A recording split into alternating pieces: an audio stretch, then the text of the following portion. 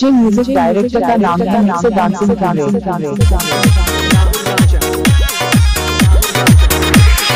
DJ mixer dancing कारे।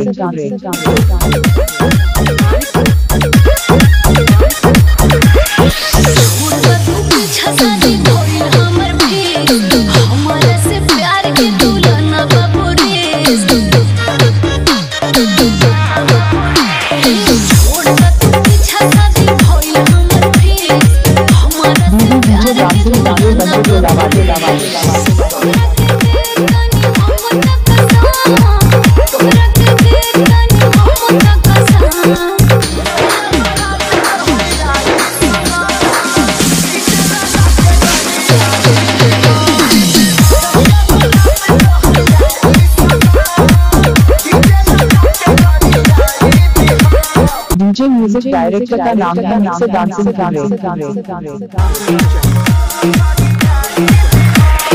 मानिकपुर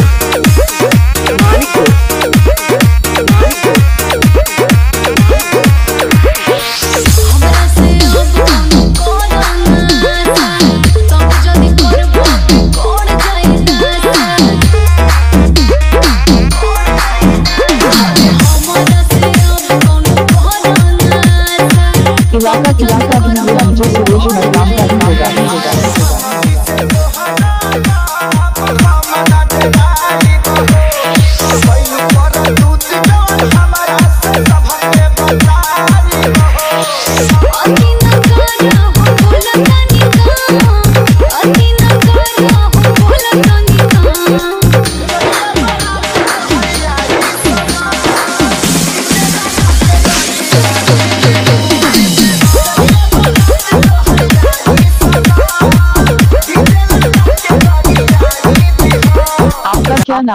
क्या नाम है डीजे मिक्सर डांसिंग कारे।